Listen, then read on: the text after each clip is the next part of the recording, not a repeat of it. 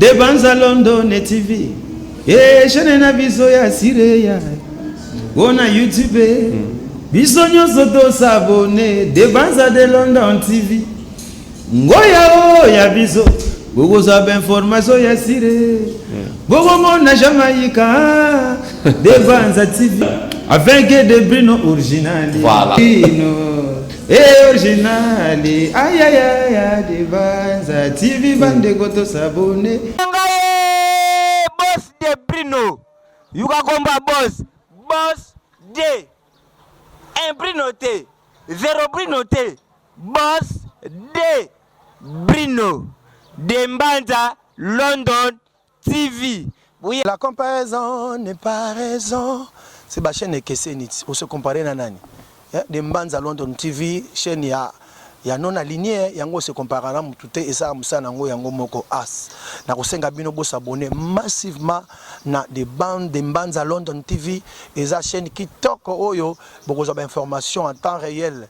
Na pamboli bino makasi talaka de Mbanza London TV et pas à boss de Bruno Yemoko. Na kilo ya kusakana te de Bruno mabwaka kaka on ne sait jamais de Mbanza London TV nde TV nazo ebisa yara ba journaliste ngala kamwe kitoko makasi ba wa sala ba analyse kusakana te ba cerveau elenda ekuba de Mbanza London TV.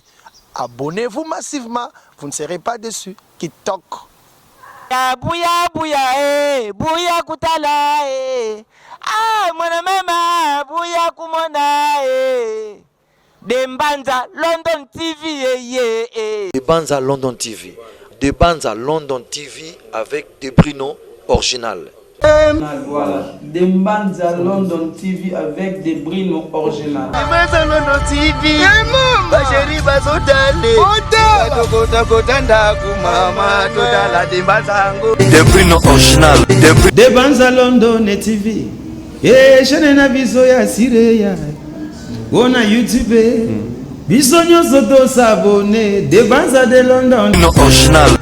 Après-midi à vous toutes et à vous tous qui avez l'occasion de suivre cette émission Ziki Sabango Tranche Musica sur Canal Kin Télévision. Une émission, un plateau qui vous permet d'avoir une idée sur la culture congolaise en général. Beaucoup d'informations en tout cas durant toute la semaine. Les dimanches, c'est le jour de la restitution où nous vous donnons la restitution des activités de nos artistes musiciens. Malgré ces temps difficiles, ces temps où le monde est frappé par la Covid-19, il y a certains de nos artistes qui sont en train de bouger pour que l'ère fanatique ne soit pas lésée. Raison pour laquelle cette émission, chaque dimanche à partir de 13h15, nous sommes avec vous pour vous produire une émission de qualité. On dit merci au bon Dieu pour le souffle de vie renouvelé. Merci à la hiérarchie de Canal Kin Télévision pour la confiance placée à nous. Merci à la grande équipe technique sous la coordination de Serge Makos à la réalisation et puis M. Simbi Amavinga coordination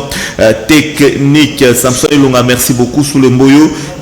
Koupar et Rodi, merci à vous. Mesdames et messieurs, on va passer de très bons moments avec vous. On a beaucoup d'images qu'on va vous présenter tout au long de cette émission, une à une. Commençons par le frère José Nzita qui vient de mettre sur les réseaux sociaux et différentes chaînes de télévision la chanson Congo Possible, une très très belle chanson où l'artiste et musicien parle de son pays, la République démocratique du Congo. Le frère José Nzita donc qui sera notre invité le dimanche prochain dans cette émission Ziki Sabango Tranche Musica. Adolphe Dominguez Tata Mobit prépare lentement et sûrement son prochain album, l'album Politico. Politico, un album qu'Adolphe Dominguez en tout cas lance déjà après les déconfinements à tous les fanatiques de Wenge Tonia Tonia et lui-même et Adolphe Dominguez. Nous attendons Maître Djerba dans cette émission pour nous donner des plus amples détails. Le roi de la forêt Ngama Makanda Werason a soutenu son frère, l'excellence, mais c'est le vice-gouverneur Mbungu Mbungu Néron. C'était hier à la morgue du cinquantenaire où le monde était venu en masse pour rendre hommage à monsieur Bobo Mbungu qui n'est autre que le grand frère du gouverneur, du vice-gouverneur de la ville de Kinshasa. J'ai cité excellence Mbungu Mbungu Néron. L'UCMC, l'Union de chroniqueurs de musique du Congo n'étaient pas en reste. Nous étions là également pour rendre un dernier hommage à M. Bobo Mbungu, les grands frères de l'excellence, les vice-gouverneurs de la ville de Kinshasa. Mbungu Néron, si possible, vous aurez des illustrations dans cette émission Zikisa Bango Tranche Musica. Bunafile continue la préparation de son album Positionnement qui sortira juste après le déconfinement, mais aussi aujourd'hui dans cette émission Zikisa Bango Tranche Musica, on va recevoir celui qu'on appelle, ou bien on avait fait un focus sur l'artiste et musicien Seda Capo. Il n'est autre que l'ancien animateur du maestro Fabregas dans le groupe Villanova Light Music. Seda Capo, donc le géniteur de l'animation du cri Yamado. Vraiment, il a son groupe d'accompagnement. Il a ouvert le cœur à l'équipe de Zikisa Bango Tranche Musica. Vous allez suivre une interview de plus ou moins 20 minutes dans cette émission Zikisa Bango Tranche Musica où l'artiste Seda Capo est en train de parler de son prochain album et de sa carrière. Mesdames et messieurs, voilà le menu de l'émission d'aujourd'hui. En attendant, cette émission sera entrecoupée de belles images que Serge Makosso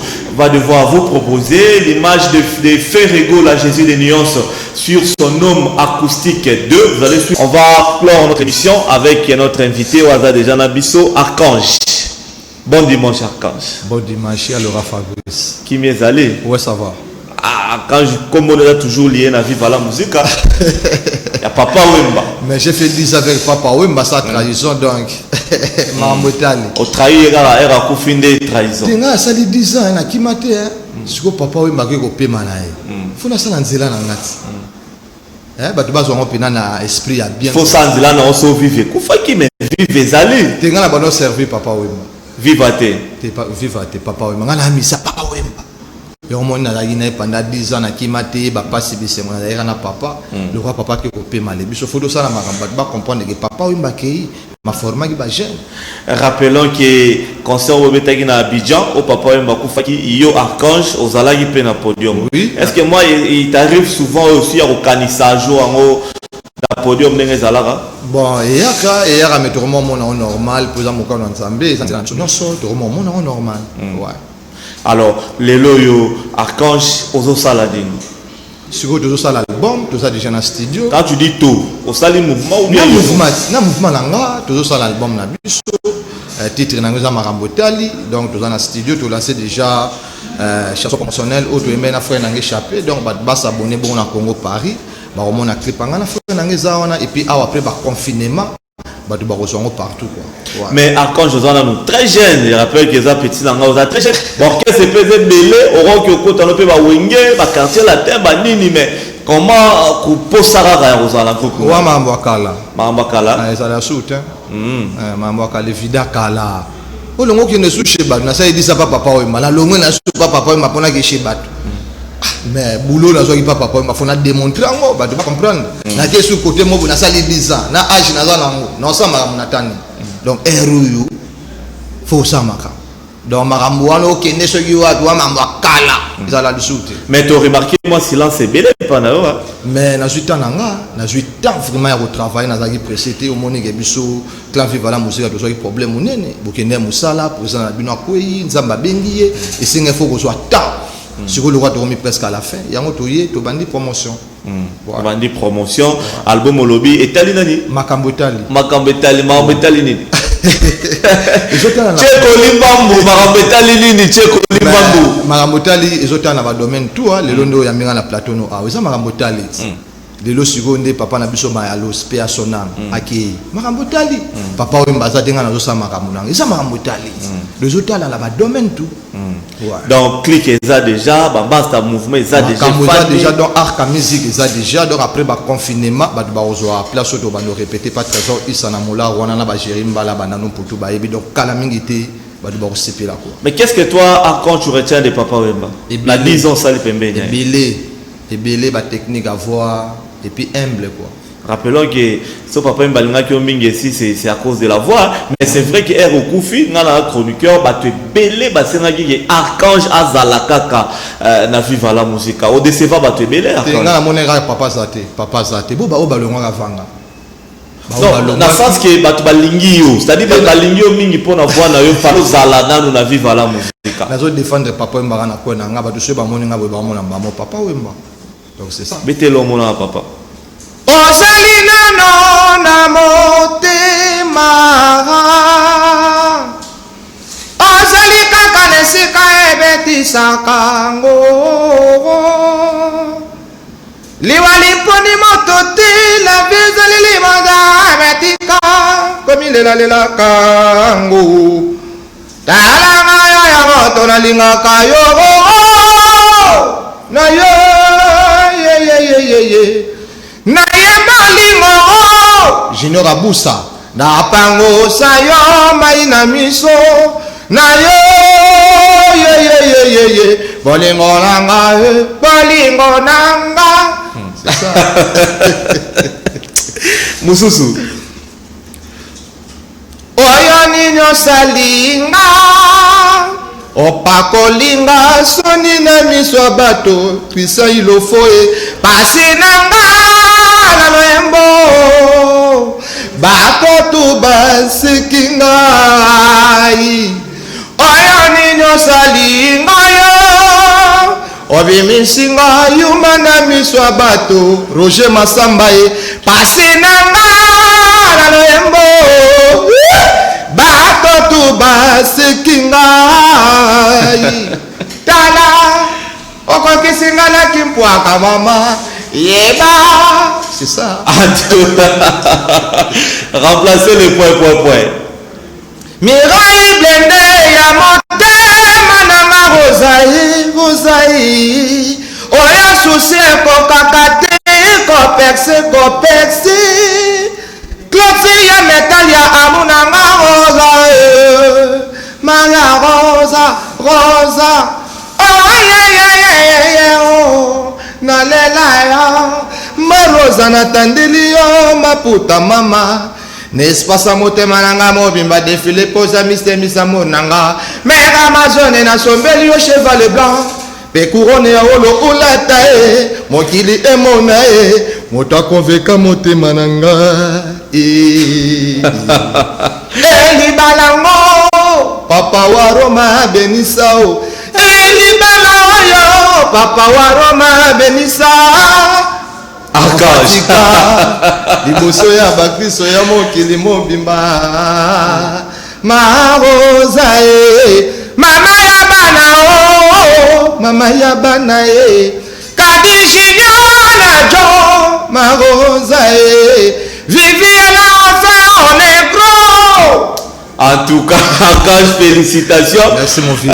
Olivier Diafouka, Manena Mbongo, na route Mokali Moutunanga, na sur Ozo Sepela, na Archange. Alors, on va retrouver Archange dans l'album Naye. Et Yembelinga, Papa Wemba. Bon, na bilo Papa Wemba, toujours linga, tout ça Papa Wemba, pour ba comprendre que via Kenda qui ne biso de Zagi Naye. Mais na bilo on a beau rappeler que Papa Wemba ozala pour na sali 10 années qui matin.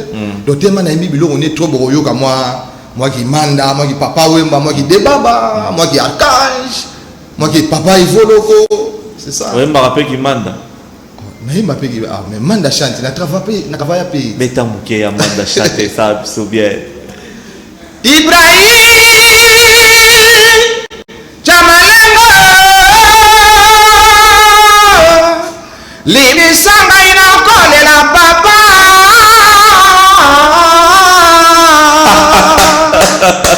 Ibrahim motema langa Aminanga ya lisano papa limbisanga ina kole la nzambingo Sononga meminde ngambo la motema nangae. C'est ça. En tout cas, félicitations. Hein? Merci mon frère. En tout cas, la moni travail est album Tozolon Makasi, mais tu as dit que ce sali est au Moko. Ouais, single to lancé déjà, bah tu vas s'abonner bon à Congo Paris et puis on a ça après bah confinement, bah tu vas recevoir quoi. Voilà, Tozo extrait nango avec Serge Makoso et puis Tozo ngato compte. Chekolimba Mboutouatir, merci président Yoa Kongolo, staff le Wiskina Igwe. Grâce Masala, tout ça de la part de Koupar Bola. Une fois de plus, bah, Mbote Bele, na vice-gouverneur Mbungu, Oneron et Sika Azar Rolanda Bisso. Moyebi réaction bah, très positive, hein. Archange voit na yo totalement accepté. Et là, on est négociant, et dans Araba chanteur, il y a bien le rôle à Bino Boye. Pour na vraiment bokende liboso. Te biso ne toza botozo qui est déjà liboso hein, biso dozu tana. Bonjour la producteur. Ngamo na ta Je parle de producteur, manager wa ko zoyo. Toza na junior abusa za wana toza ba Noël Lambi, toza na bastani abusa. Donc bureau za kofanda biso awa, toza kitana biso ne to travail pour ba comprendre. Toza na mambutunga mo producteur, toza ra distributeur, na ça déjà 10 titres et puis na ça 5 clips. Ngamo producteur, oui. Banzemba bien payé. Maman na ngai. Et ça somme. Donc batu base de la calamité ba osepela. Mais pourquoi, comment expliquer na zona na mwasi mamuke bino tu boaki ba fashira papa yimba bokenda biteni ba Joe le noir mususu wana kombo kimina, comment expliquer ça ba kadra bino mabe ou bien comment? Tenga na zalaki pendant 10 ans. Nga zalaki pendant 10 ans ba masa na musupe ba mona ke zo simba te ba bendana ki menga na zalaki na vie et puis là toke Côte d'Ivoire nzamba bengi vie et puis nga na salma. Tu as la voix de Papa Wemba, ya ba manda chante ya bato likolo ebele na album na yo etali nini? Makambo Etali. Et loro ya sika Archange robakisa na musique ya Congo ezani. Bon ezaka ke non na barumba mais barumba la nga bato ba mona ngo eza un peu différent na barumba bato musu ba sala. Kuna ben sanité zate et puis boulot court. Pour na pesi court donc bato base l'album na ba yoka court. Donc na court bato ba bungama. Ok, ça c'est très bien. Obligé, regarde ça va yo foyer mbarara pour basala kaboyete na moto yo lingi moto zala ka kobenga mama yo moko no bakinga leza ta moitié des promesses le bongwani ter maudit ponanga mawalanga wa jinore munongo.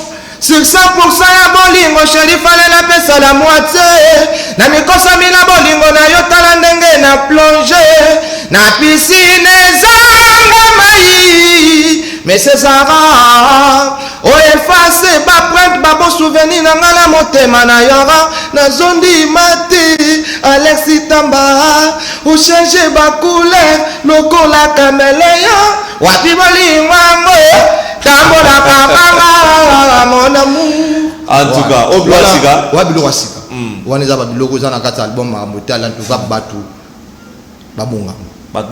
Ok, très bien, mais moderne certainement la Papa Wemba. Mais ça dit 10 ans avait beaucoup. Ça dit 10 ans avait beaucoup. Ça dit 10 ans avait. Et là comme sous ya makasi pour na bino ba bon chanteur boy, c'est la promotion. Est-ce que l'équipe est en forme pour rassurer une promotion adéquate dans l'album Makambo Etali? En tout cas, tout ça déterminé. Bah tu vas au CPL. Il y a déjà de bandits promo donc nous avons échappé après le confinement. Bah tu vas rejoindre partout. Il y a un moniteur qui pas na yo pour te expliquer bah tu non Makambo Etali bientôt quoi. Alors à part échapper, Master no ba Chiquito Makinu. Pardon? Chiquito. Ah. Tout ça peut fit. Ah Chiquito, OK. Bon c'est na banani susu. Tu yemina Chiquito et puis tu yemina ser na ngamo boya mabon pa match à la moine.